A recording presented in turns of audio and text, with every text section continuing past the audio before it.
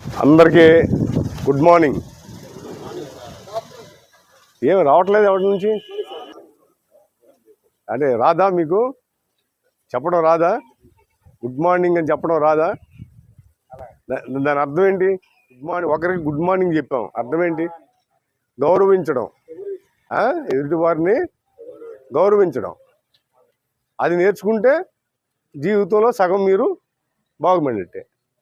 మీ ఇంటి పక్కన వాళ్ళకో, ఉదయం లేస్తే మీ భార్యకో, లేదా మీ తల్లికో, మీ తండ్రికో, పిల్లలకో, ఎవరో ఒకరికి గుడ్ మార్నింగ్ అమ్మ, గుడ్ మార్నింగ్ నాన్న అని చెప్తే మంచి ప్రవర్తన, మంచి నడవడిక నీలో అంటే మొదలైనట్లు. గుడ్ మార్నింగ్ చెప్పిన దగ్గర నుంచి మంచి నడవడిక మొదలవుతుంది అన్నమాట. అది ఏమవుతుంది, ఇంకా గుడ్ ఆఫ్టర్నూన్, గుడ్ ఈవినింగ్కి వెళ్ళేసరికి ఇంకా వెరీ గుడ్ అవుతావు. అర్థమైనా?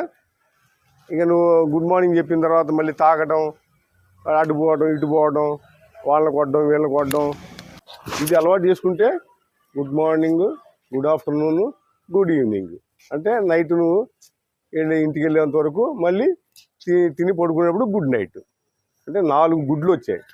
ఎన్ని గుడ్లు? 4 గుడ్లు. నీ జీవితంలో ఎప్పుడైనా నేర్చుకున్నావా? 4 గుడ్ అనే పదాలు నేర్చుకున్నారా? నేర్చుకోలే.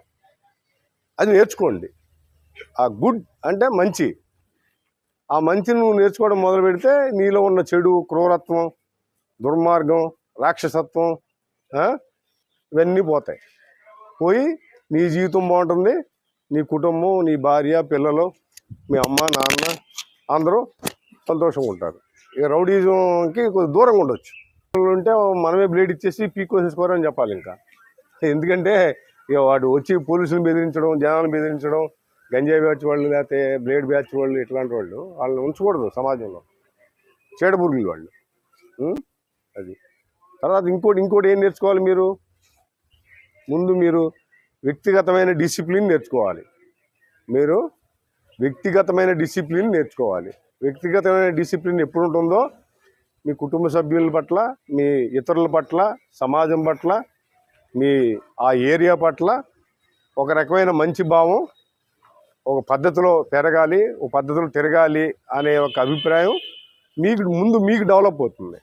ముందు నీకు డెవలప్ అయితే చెడు నుంచి దూరంగా వెళ్తావు, మంచికి దగ్గర అవుతావు, నీ పిల్లలకి, నీ కుటుంబ సభ్యులకి అదే నేర్పుతావు.